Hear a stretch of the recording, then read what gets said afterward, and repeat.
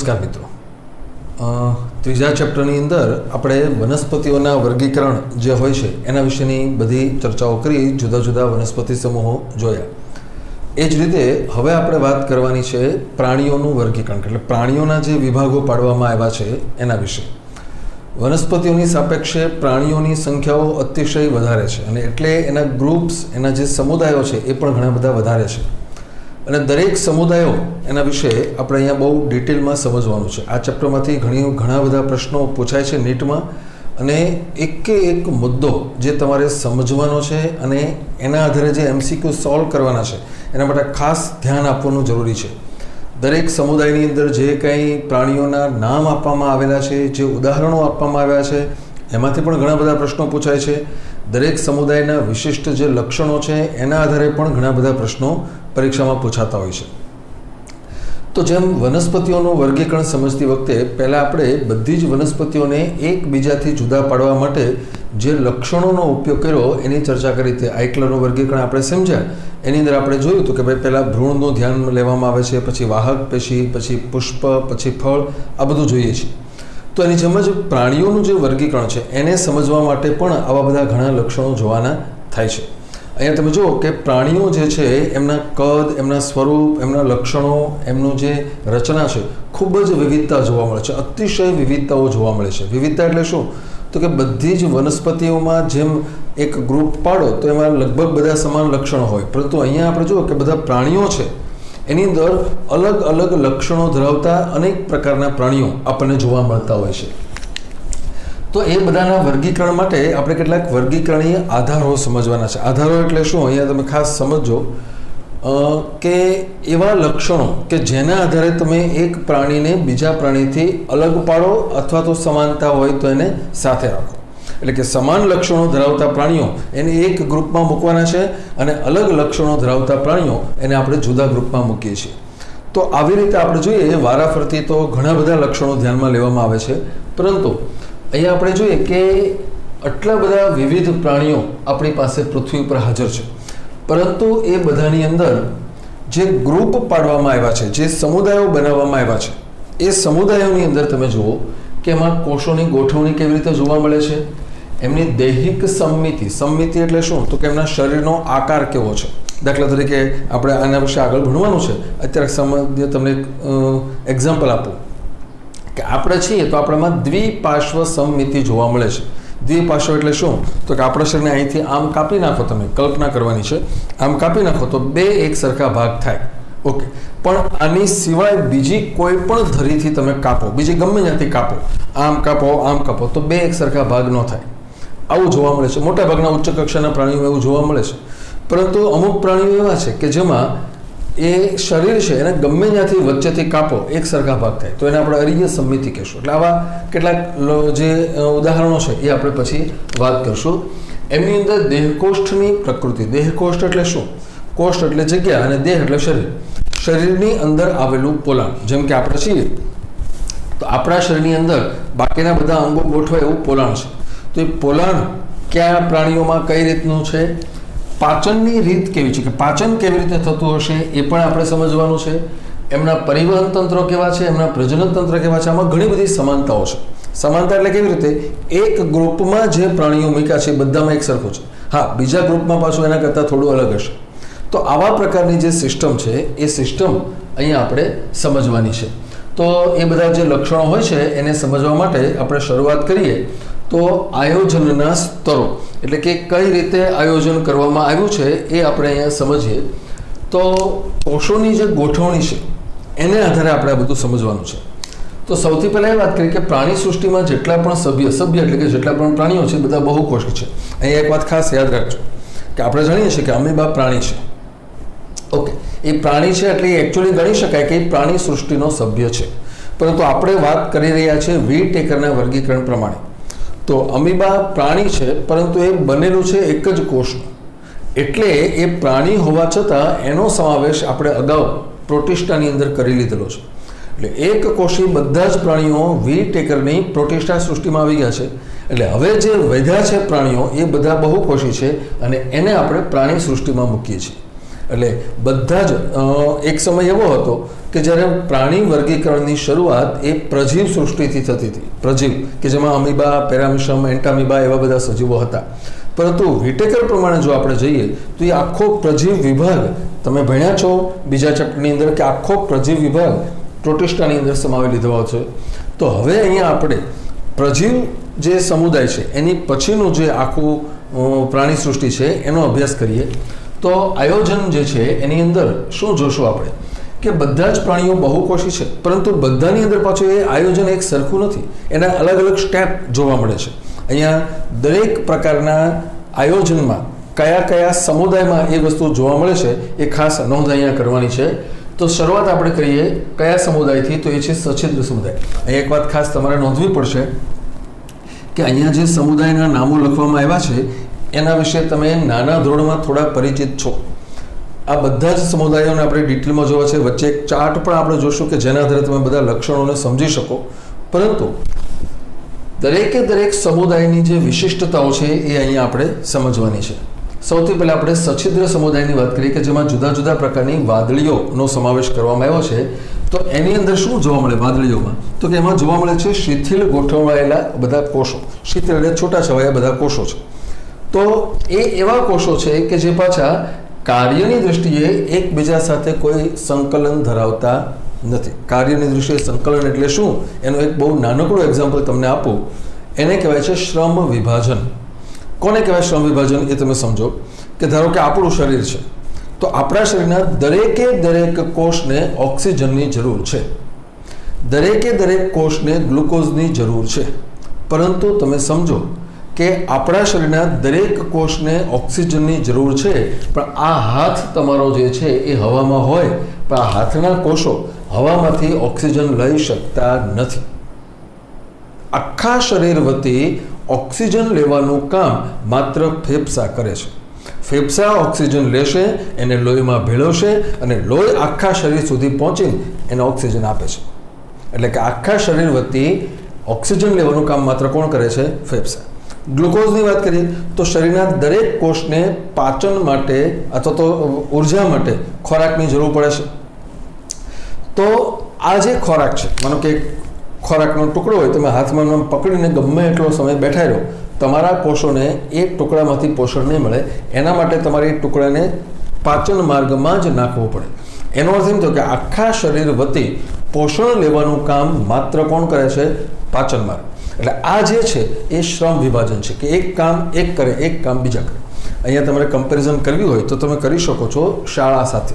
School, દાખલા તરીકે તમે નાના ધોરણમાં હતા, પ્રાઇમરીમાં ને એમાં બધા ભણતા હો, જુનિયરમાં, તો એવા સમયે તમે શું જોતા તો કે એક સાહેબ હોય કે મેડમ હોય, એ બધા જ સબ્જેક્ટ થોડું ભણાવ્યા કરે. બધા જ જે છે એ બધા જ સબ્જેક્ટ અથવા તો જે કંઈ તમારે ભણવાનું છે એક જ સાહેબ ભણાવતા હોય. એવું અહીંયા છે કે એક કોષ બધા જ કામ કરી લેશે. પોતે ખોરાક લેશે, એટલે કે બહારથી લેશે, પાચન પણ પોતે જ કરશે, ઓક્સિજન પણ પોતે જ લેશે, ઉત્સર્જન પણ પોતે જ કરે છે. એક કોષને કામ માટે બીજા કોષ સાથે કોઈ લેવા દેવા નથી. એવા પ્રકારનું આયોજન એ આ કોષીય સ્તરનું આયોજન જોવા મળે છે. સછિદ્ર એટલે કે વાદળીઓની અંદર જોવા મળે.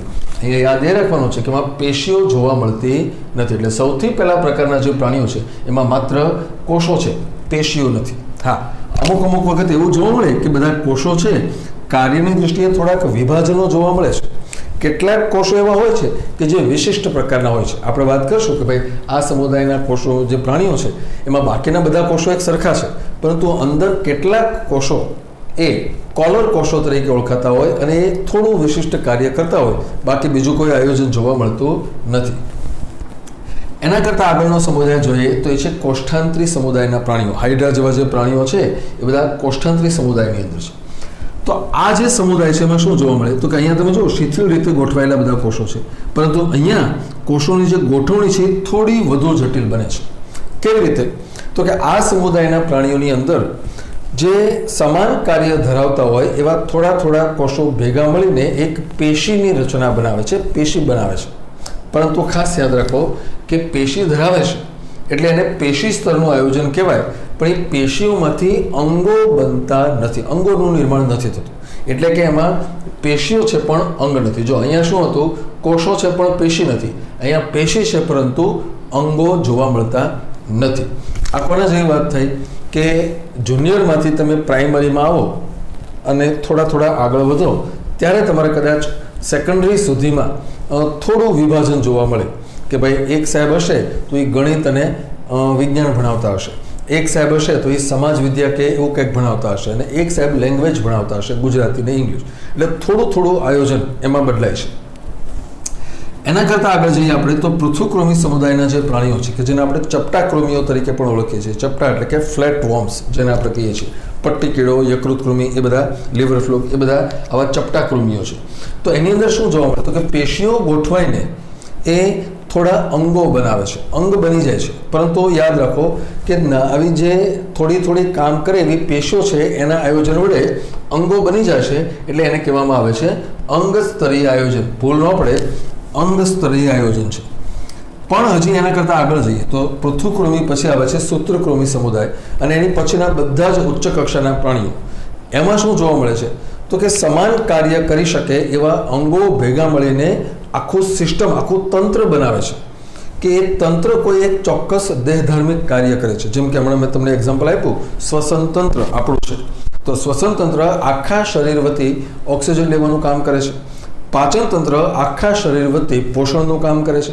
તો એવા જે અંગો છે એ ભેગા મળીને અંગતંત્રો બનાવે એને કહેવાય છે અંગતંત્ર સ્તરીય આયોજન. આ હાયર સેકન્ડરીની તમે અત્યારે જે ભણો છો એના જેવી વાત થઈ કે ભાઈ બાયોલોજી એક સાહેબ ભણાવશે, ફિઝિક્સ બીજા સાહેબ ભણાવશે, કેમિસ્ટ્રી ત્રીજા સાહેબ, મેથેમેટિક્સ, ઇંગ્લિશ, સંસ્કૃત, કોમ્પ્યુટર, દરેક સબ્જેક્ટ માટે અલગ અલગ શિક્ષક. એક શિક્ષક એક સિવાય બીજો કોઈ સબ્જેક્ટ ભણાવે નહીં. એની જેમ આપણામાં છે કે પાચન તંત્ર છે પાચન સિવાય બીજું કંઈ કામ ન કરે, શ્વસન તંત્ર છે શ્વસન સિવાય બીજું કંઈ કામ ન કરે. આવા પ્રકારનું જે આયોજન છે એ અંગતંત્ર સ્તરીય આયોજન કહેવામાં આવે છે કે જે સૂત્રકૃમિ સમુદાયના પ્રાણીઓ જે છે એ અને એની પછીના બીજા બધા જ પ્રાણીઓમાં આવું જોવા મળે છે. એટલે આ રીતે બધા અંગતંત્રો સર્જાતા હોય છે અને એના દ્વારા જ આપણા શરીરના દરેક દેહધાર્મિક કાર્ય માટે કોઈ એક ચોક્કસ તંત્ર છે. દાખલા તરીકે આખા શરીરનું સંકલન છે એ ચેતાતંત્ર કરે, ચેતાતંત્ર સંકલન કરે પણ સંકલન સિવાય બીજું કાંઈ ન કરે. તો આવી સિસ્ટમ એ અંગતંત્ર સ્તરીય આયોજન તરીકે ઓળખાતી હોય છે. ઓકે, હવે અહીંયા જે અંગતંત્રોની વાત કરી એ પણ પાછા બધામાં એક સરખા નથી. દરેક પ્રાણીઓમાં ઓકે અંગતંત્રો જોવા મળે છે પરંતુ એ અંગતંત્રો પાછા બધામાં સરખા નથી. જેમ પૃથ્વી ઉપર ઉદ્વિકાસ થયો છે, નવા પ્રકારના પ્રાણીઓ સર્જાણા છે, એમ આ અંગતંત્રોમાં પણ ઘણા બધા ફેરફારો થયા છે અને વધુ સારી રીતે કામ કરે એવા અંગતંત્રો વિકાસ પામેલા છે. તો આવા જે અંગતંત્રો છે એની અંદર જે વિવિધતા જોવા મળે છે એ શું છે, એવા પણ કેટલાક એક્ઝામ્પલ અહીં આપણે સમજવાના છે. ખાસ કરીને આવા બે, બીજા બધામાં છે એવું, પણ આપણે આ બેનું એક્ઝામ્પલ લઈએ તો પાચન માર્ગ છે, પાચન તંત્ર અથવા તો પાચન માર્ગ જેને આપણે કહીએ. તો પૃથ્વી ઉપર જેટલા પણ પ્રાણીઓ છે એને પાચન માર્ગની આધારે તમે 3 ભાગોમાં વહેંચી શકો કે 3 પ્રકારની સિસ્ટમ જોવા મળે છે. પછી એના પેટા પ્રકારો હોય છે, પરંતુ અહીં જેમાં કે અમુક પ્રાણીઓ એવા છે કે જેમાં પાચન માર્ગનો સંપૂર્ણપણે અભાવ છે. જેમ કે પ્રથમ 2 સમુદાય સછિદ્ર અને કોષ્ઠાંત્રી. યાદ રાખજો, આ 2 સમુદાયો જે જોવા મળે છે, સછિદ્ર સમુદાય અને કોષ્ઠાંત્રી સમુદાય, આ બંનેમાં પાચન માર્ગનો અભાવ છે. આપણે જ્યારે આકૃતિઓ દોરીએ ત્યારે બંને પ્રકારના પ્રાણીઓની અંદર તમને થોડું પોલાણ જોવા મળશે, પરંતુ એ પોલાણ પાચન માર્ગ નથી, એ વિશિષ્ટ પ્રકારની ગુહાઓ છે. એટલે પાચન માર્ગ જોવા મળતો નથી.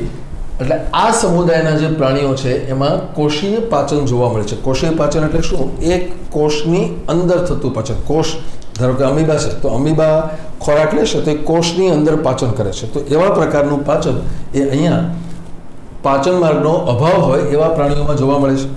હજુ આગળ જઈએ તો વિકાસ દરમિયાન જે પછી પ્રાણીઓ આવ્યા, કોષ્ઠાંત્રી પછી, એ પ્રાણીઓ હતા પૃથુકૃમિ સમુદાયના પ્રાણીઓ. એમાં શું જોવા મળે છે તો કે શરીરની વચ્ચે એક પોલાણ સર્જાણું છે અને એ પોલાણ પાચન માર્ગ છે. પરંતુ એ પાચન માર્ગ અપૂર્ણ પાચન માર્ગ તરીકે ઓળખાય છે, કારણ કે આ એવો પાચન માર્ગ છે કે જેની અંદર માત્ર અને માત્ર એક જ છિદ્ર જોવા મળે છે. એક છિદ્ર જોવા મળે છે. એ છિદ્ર મળદ્વાર અને મુખદ્વાર એમ બંને રીતે કામ કરે છે. મળદ્વાર પણ છે અને મુખદ્વાર પણ છે. તો આવો જે પાચન માર્ગ હોય છે એને અપૂર્ણ પાચન માર્ગ તરીકે ઓળખવામાં આવે છે. પૃથુકૃમિ સમુદાયના પ્રાણીઓમાં જોવા મળે છે. હજી એના કરતાં વિકાસ આગળ થાય છે તો સંપૂર્ણ પાચન માર્ગ, એટલે જો તમે 3 ભાગ પાડ્યા, 2 સમુદાય એવા છે કે જેમાં પાચન માર્ગ છે જ નહીં, એક સમુદાય પૃથુકૃમિ સમુદાય એવો છે કે જેમાં પાચન માર્ગ છે એટલે પણ અપૂર્ણ છે. પ્રશ્ન આવો પૂછાય કે વિશ્વની અંદર સૌ પ્રથમ વખત પાચન માર્ગ ધરાવતા પ્રાણીઓ કયા? તો તમારે કહેવું પડે પૃથુકૃમિ. પાચન માર્ગ એમાં આપ્યો ખાલી, પણ એ પાચન માર્ગ જે હતો એ અપૂર્ણ હતો. જો તમને પ્રશ્નમાં ખાલી એટલું પૂછાય, થોડો ફેરફાર, કે વિશ્વની અંદર સંપૂર્ણ પાચન માર્ગ ધરાવતા સૌ પ્રથમ પ્રાણીઓ કયા? તો તમારે જવાબ દેવો પડે છે સૂત્રકૃમિ. કારણ કે આ સૂત્રકૃમિ એવા પ્રાણીઓ છે કે જેમાં પાચન માર્ગ જે છે એની અંદર 2 છિદ્રો છે. એક છિદ્ર મળદ્વાર અને એક છિદ્ર મુખદ્વાર. તો આ બંને છિદ્રો, એક છિદ્ર દ્વારા ખોરાક લેવામાં આવે છે અને બીજા છિદ્ર દ્વારા ન પચેલો ખોરાક શરીરની બહાર ત્યાગ કરવામાં આવે છે. તો એની શરૂઆત સૂત્રકૃમિથી થઈ. એ પછીના બધા ઉચ્ચ કક્ષાના પ્રાણીઓમાં એ જોવા મળે છે, પરંતુ સૌ પ્રથમ વખત સંપૂર્ણ પાચન માર્ગ ક્યાં જોવા મળ્યો? તો એ જોવા મળે છે પૃથુકૃમિ સમુદાયની અંદર સંપૂર્ણ પાચન માર્ગ. ઓકે, હજી એની અંદર તમારે સમજવું હોય તો તમે સમજી શકો કે આ સૂત્રકૃમિ પ્રકારના પ્રાણીઓ અને એની પછીના જે પ્રાણીઓ છે એમાં બધામાં આખો પાચન માર્ગ જોવા મળે છે, પરંતુ એ પાચન માર્ગની અંદર જે પ્રક્રિયા થાય છે એ એટલી જ, એની બહાર એના વિશે કાંઈ એના કાર્ય માટે કાંઈ હોતું નથી. પણ હજુ ખૂબ ઉચ્ચ કક્ષાના પ્રાણીઓ જેમ કે આપણે છીએ, તો આપણામાં પાચન માર્ગ છે, પણ હારોહાર એ પાચનમાં મદદ કરે એવી સાઈડમાં ગોઠવાયેલી ગ્રંથિઓ પણ છે. જેમ કે આપણી પાસે આવી 3 ગ્રંથિઓ છે. એક છે લાળ ગ્રંથિ, એક છે સ્વાદુપિંડ અને એક છે યકૃત. તો આ જે ગ્રંથિઓ છે એ પાચન માર્ગ ઉપરાંત વધારાની ગોઠવાયેલી છે. એટલે એવા પાચન માર્ગ પાછા ઉચ્ચ કક્ષાના પ્રાણીઓમાં જોવા મળે છે. એટલે પાચન માર્ગની અંદર આટલી બધી વિવિધતાઓ એ આપણને જોવા મળે. બીજા એક તંત્રની વાત કરીએ તો આપણે જોવાનું છે પરિવહન તંત્ર, એટલે કે બ્લડ સર્ક્યુલેટરી સિસ્ટમ. તો તમે જુઓ કે શરૂઆતના જે પ્રાણીઓ હતા એમાં તો પાછું આવું બ્લડ સર્ક્યુલેશન અને બધા પ્રવાહીઓ એવું જોવા મળતું નથી, પરંતુ જે પ્રાણીઓમાં આવું પરિવહન એટલે કે રુધિરાભિસરણ તંત્ર જોવા મળે છે એ પણ પાછું બધા પ્રાણીઓમાં એક સરખું નથી. એમાં પણ ઘણા બધા તફાવતો છે. તો એ તફાવતો કેવા એ આપણે સમજીએ તો 2 પ્રકારના પરિવહન તંત્રો જોવા મળે છે: ખુલ્લું પરિવહન તંત્ર અને બંધ પરિવહન તંત્ર. કોને કહેવાય આ બંને સમજીએ.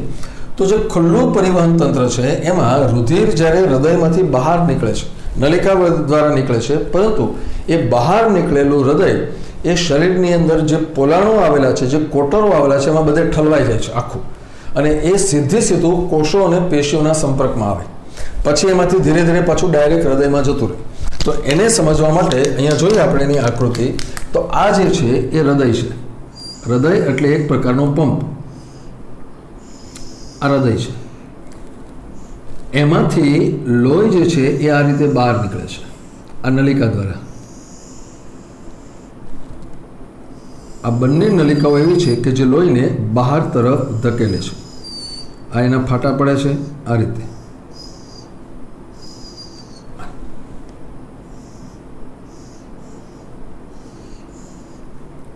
આ રીતે આમ આવે છે. પરંતુ અહીંયા જે લોહી હોય છે એ શું કરશે સમજો. અહીંયા તો કે અહીંયા છે કોષો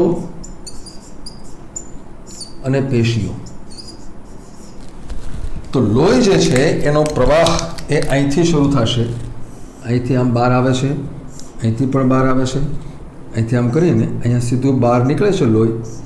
ત્યારે એ લોહી આ અંગો અને પેશીઓના સંપર્કમાં આવે. જે કંઈ આપલેની પ્રક્રિયા કરવાની છે બધી અહીંયા થઈ જશે.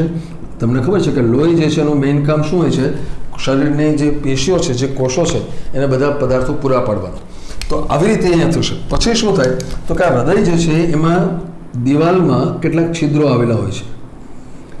આ છિદ્રો એવા છે કે જેના દ્વારા આ જે લોહી છે એ ફરી પાછું હૃદયની અંદર દાખલ થઈ જાય છે. આ છિદ્રો એક માર્ગી હોય છે, એટલે કે લોહી માત્ર દાખલ થઈ શકે છે, બહાર નીકળતું નથી. એટલે આ જે છિદ્રો છે, અહીંયા ખાલી એનું નામ લખી દઉં તમને હું. તો આ જે છિદ્ર છે એને મુખિકા તરીકે ઓળખવામાં આવે છે. આ જે છે એ છે ધમની, અને આ જે છે એ શરીરની અંદર આવેલું કોટર એટલે કે પોલાણ. આ જે છે એ કોટરોમાં આવેલું હોય છે. આ જે છે એ હૃદય છે.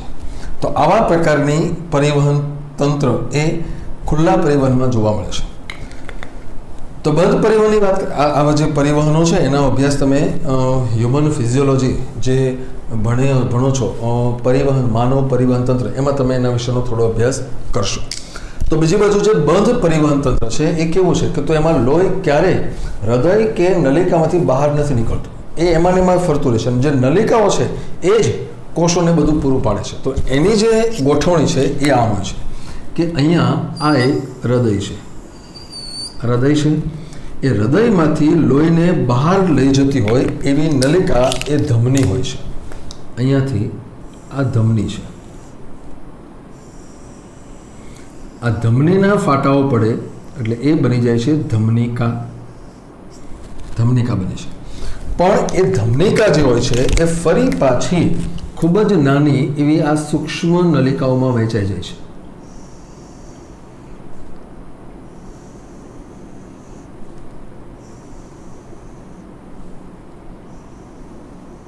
આવી એકદમ સૂક્ષ્મ નલિકાઓ અહીંયા બની જાય છે અને ફરી પાછી એ જ નલિકાઓ ભેગી થાય છે અને ત્યાંથી આવી રીતે શિરિકા બનાવે છે. આ રીતે શિરિકા બની એક. હવે ખાસ સમજો, તો મેં તમને આ એક ધમનિકાના ફાટા બતાવ્યા, તો એમ આના પણ થતા હોય છે, બીજા પણ હશે. એમ કરતાં કરતાં એ બધી ભેગી થશે આમ, અને આ રીતે શિરા બનાવી નાખે છે. અને શિરા જે છે એ લોહીને ફરી પાછું આની અંદર, એટલે કે હૃદયની અંદર દાખલ કરે છે. તો તમે જુઓ કે અહીંયા જે નલિકાઓ જોવા મળે છે એમાં આ છે ધમની, આ ધમની છે લોહીને બહાર લઈ જવા માટે, એટલે કે લોહી હૃદયમાંથી બહાર અહીંથી આમ આવે છે. આ બાજુ અહીંયા જે આટલો ભાગ છે એ છે રુધિર કેશિકા, રુધિર કેશિકા, આ રુધિર કેશિકા છે. અને ત્યાંથી જે લોહી અહીંયાથી જે છે લોહી આમ આમ પસાર થતું હોય છે અને પછી એ રુધિર કેશિકામાંથી ફરી પાછું લોહીને હૃદય તરફ લઈ જાય એવી આ નલિકા એ છે શિરા. તો હવે શું થશે સમજો કે જે શરીરના કોષો છે એ આ હોય છે, આ બધા શરીરના કોષો છે આમ છે, એટલે આ છે કોષો અને પેશીઓ. તો જે લોહી છે એ જ્યારે આ કોષો પાસેથી પસાર થાય ત્યારે જ એમાંથી આ બધા જે ઘટકો છે એની આપલે આમ થઈ જતી હોય છે, બધા ઘટકોની આપલે આમ થતી હોય છે. એટલે કે લોહી જે છે અહીંથી નીકળીને આમાં વહીને આમ સીધું જતું રહેશે, એટલે કે ક્યારેય બહાર નીકળતું નથી. એટલે આ જે ભાગ છે આ હૃદય છે, એટલે કે અલગ અલગ વ્યાસ, આ બધાનો વ્યાસ અલગ અલગ હોય છે. ધમનીનો વ્યાસ વધુ હોય, ધમનિકાનો ઓછો હોય, શિરિકા આ જે છે રુધિર કેશિકા સૌથી પાતળી હોય, શિરાઓ છે એનો વ્યાસ પાછો આના કરતાં થોડો વધુ હોય. તો આવી બધી જે સિસ્ટમ છે કે લોહી ક્યારેય આવી નલિકાઓમાંથી બહાર ન નીકળે એવા પ્રકારનું આયોજન એને આપણે બંધ પરિવહન તંત્ર તરીકે ઓળખીએ છીએ. નુપૃક સમુદાય અને પછી આગળના જે બધા કેટલાક સમુદાયો છે એ આપણી સહિત એ બધામાં આવું બંધ પરિવહન તંત્ર જોવા મળે છે. વંદા જેવા કીટક સમુદાયના અથવા તો બધા જ જે સંધિપાત સમુદાયના પ્રાણીઓ છે એમાં બધામાં આવું ખુલ્લું પરિવહન તંત્ર જોવા મળે છે. તો આવી આખી જુદી જુદી, એટલે તમે જુઓ કે આ બધા અંગ, તમને બે એક્ઝામ્પલ આપવામાં આવ્યા છે, જે પાચન માર્ગ અને જે પરિવહન. તો આ બંને તંત્રો પ્રાણીઓમાં હાજર છે પણ પાછા બધામાં એક સરખા નથી. તો આવા ઘણા બધા મુદ્દાઓ એવા છે કે જેના આધારે આપણે પ્રાણીઓને એકબીજાથી જુદા પાડીએ છીએ. તો બીજા પણ કેટલાક મુદ્દાઓ છે એનો અભ્યાસ આપણે